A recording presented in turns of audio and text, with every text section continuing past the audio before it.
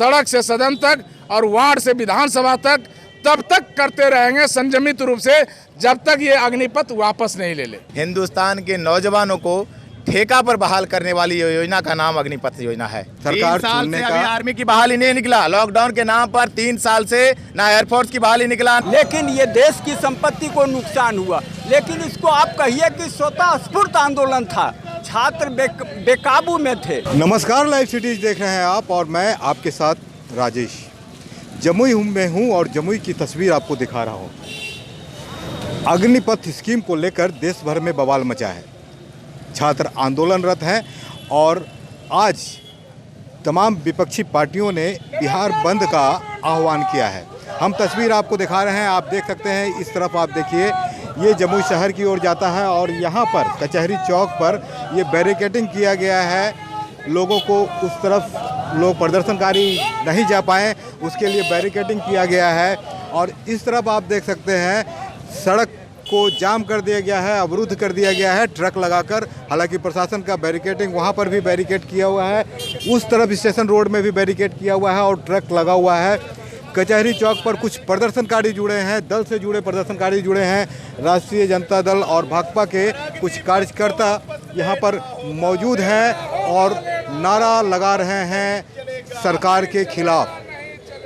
वो अग्निपथ स्कीम को वापस लेने की मांग कर रहे हैं और यहाँ पर लोग मौजूद हैं। हालांकि परेशानियाँ भी लोगों को हो रही है, आमजन परेशान है, उन्हें आने जाने में दिक्कत हो रही है क्योंकि रोड जाम है, आने जाने में उन्हें परेशानियाँ हो रही हैं। मौजूद हैं यहाँ पर कार्यकर्ता लोग, पार्टियों के, विपक्षी पार्टियों के बंद का आह्वान किया है, बिहार बंद का आह्वान किया है, चक्का जाम का आह्वान किया है। हम बात करते हैं उनसे, क्या हो रहा है त्रिवेणी जी?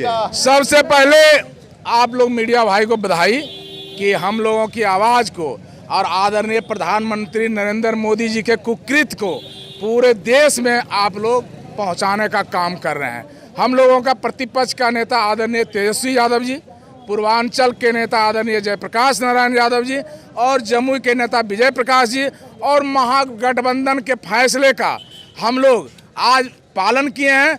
और जो अग्निपथ नरेंद्र मोदी जी के द्वारा लाया गया है, नौजवानों को जो आंतरिक सुरक्षा में लाकर और आंतरिक सुरक्षा जो देश का है उसको कमज़ोर करने का काम कर रहे हैं, इसके विरोध में सड़क से सदन तक और वार्ड से विधानसभा तक तब तक करते रहेंगे संयमित रूप से जब तक ये अग्निपथ वापस नहीं ले। ये अग्निपथ स्कीम है क्या आखिर? ये सिर्फ एक ढकोसला है, ये नौजवानों का जो है भटकाने का है। ये 4 साल का नौकरी देने के नाम पर जिस तरह किसानों को ठगने का काम किए, देश में सांप्रदायिक तनाव फैलाने का काम किया, दंगा भड़काने का काम कर रहा है, आंतरिक देश का जो है सुरक्षा उसको कमज़ोर करने का काम करा है, यही अग्निपथ है।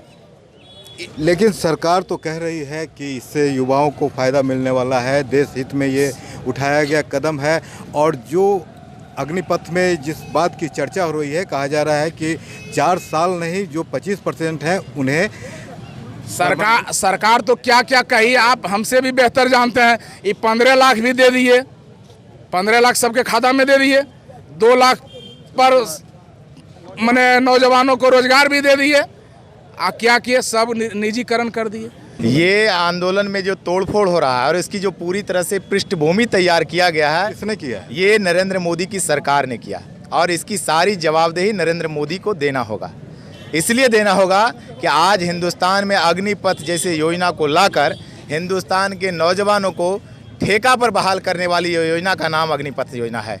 आज जो ये 25% की बात आप, लेकिन सरकार तो कह रही है और सेना के जो बड़े अधिकारी हैं, क्या रिटायर्ड अधिकारी हैं, उन लोगों ने भी कहा है कि 25% की बहाली रेगुलर में होगी। क्या कहेंगे? 100% रेगुलर बहाली नहीं होगी, 25 होगी। 100% बहाली होनी चाहिए। हमने वादा किया, आपने वादा किया था कि देश के सैनिकों को 1 रैंक 1 पेंशन की बात किए थे और ये अग्निपथ में ना 1 रैंक है, ना 1 पेंशन है, ना कोई सिक्योरिटी है, ना पे कोई पेंशन है।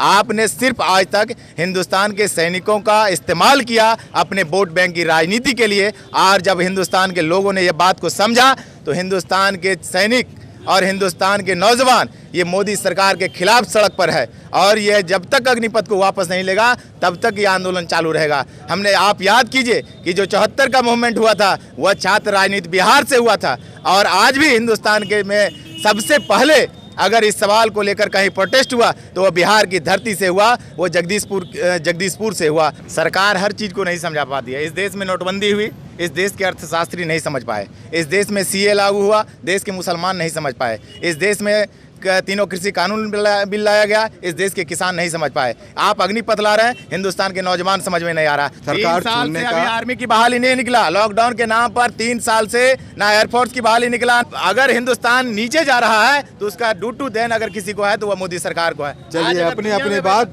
सबका राय है और आप क्या कहना चाहते हैं? जैसे कि मैं मानता हूँ कि आगजनी करना गलत है, तोड़ फोड़ करना गलत है, लेकिन ये सरकार अंधेरी बहरी सरकार है। जब तक आगजनी ना हो जाए, जब तक 2-4 गो शहीद ना हो जाए, जैसे किसान हो गया 700 किसान जब तक शहीद नहीं हुआ तब तक मोदी सरकार नहीं सुना। तो हम लोग युवा जो अभी है सड़क पर उतरे हुए, उनका मानना एक ही चीज़ है कि हम ना 700 शहीद हो सकते हैं, उतना दिन ना धरना दे सकते हैं, इसीलिए वो लोग आगजनी कर रहे हैं, बेताब है। लेकिन मैं इसका आगजनी करने का मैं विरोध करता हूं। आगजनी का और सरकार की संपत्ति को क्षति पहुंचाने का विरोध आंदोलनकारी जरूर कर रहे हैं, लेकिन आप क्या कहना चाहते हैं? आपका नाम क्या हुआ? मेरा नाम नागेश्वर प्रसाद, हम सीपीएम से। हाँ, बोलिए। देखिए, ये जो मूवमेंट हुआ ये एक मुद्दे पर हुआ, माने युवाओं में जो मेहनत कर रहा था, उसके गार्जियन जो अपने बच्चों को पढ़ा रहे थे, ट्यूशन कर रहा था, सब कुछ कर रहा था। लेकिन सरकार जब अग्निपथ लाई, 4 वर्षों की बहाली की बात किया, तब इससे छात्रों में उबाल हुआ, नौजवानों में उबाल हुआ कि हम अपने गार्जियन के पैसे से इतना दिन पटना में, बिहार शरीफ में और दूसरे शहरों में पढ़े लिखे हैं, लेकिन हमको जब रोजगार छीना जा रहा था, हम जिंदा रहना भी मेरे लिए बेकार है। नंबर 1, आप कहते हैं राष्ट्र की क्षति हुआ। आपको याद होगा 74 के ज़माने में जब जयप्रकाश नारायण के नेतृत्व में आंदोलन चल रहा था छात्रों का, और यही लखीसराय स्टेशन को उनके नेतृत्व में जलाया गया था, जयप्रकाश नारायण नेतृत्व में। वहीं पर आज जो है ट्रेनें जली है। ये गुस्सा का इजहार है। इसको उचित मानते हैं कि ये गलत हुआ है? ये जो भी हुआ है नहीं, आप नहीं, उचित है या अनुचित? ये राष्ट्रीय हित में नहीं है। ये अगर राष्ट्रीय हित में होता तो हम लोग कहते नहीं उचित हुआ, लेकिन ये देश की संपत्ति को नुकसान हुआ। लेकिन इसको आप कहिए कि स्वतः स्फूर्त आंदोलन था, छात्र बेकाबू में थे और गुस्से में आके जो है हमारे राष्ट्रीय आंदोलन होता है, छात्र उग्र हो जाते हैं। आखिर इसके पीछे रहता कौन है? इसके पीछे तो जब आपको 74 का जमाना याद है, जब जयप्रकाश नारायण के नेतृत्व में हुआ था, उग्र हो गए थे छात्र। स्थिति एक बार आपको और दिखा दे। देखिए, बैरिकेडिंग किया हुआ है, पुलिस बल तैनात है, पुलिस के लोग तैनात हैं और विधि व्यवस्था पर कड़ी नज़र बनी हुई है। लोग हैं, संख्या उतनी नहीं है, फिर भी जो लोग हैं उन लोगों ने आंदोलन को गति दे रखा है और यहाँ पर प्रदर्शन जारी है। जमुई का कचहरी चौक है, ये मुख्य चौराहा कहलाता है और यहीं से मैसेज देने का एक प्रयास किया जाता है। खबरें और भी है, बने रहिए हमारे साथ, देखते रहिए लाइव सिटीज़। अगर अब तक आपने चैनल को सब्सक्राइब नहीं किया है तो सब्सक्राइब कर लें। फेसबुक पर अगर आप वीडियो को देख रहे हैं तो पेज को जरूर लाइक कर दें और ट्विटर पर भी हमें फॉलो करना मत भूलिएगा। धन्यवाद।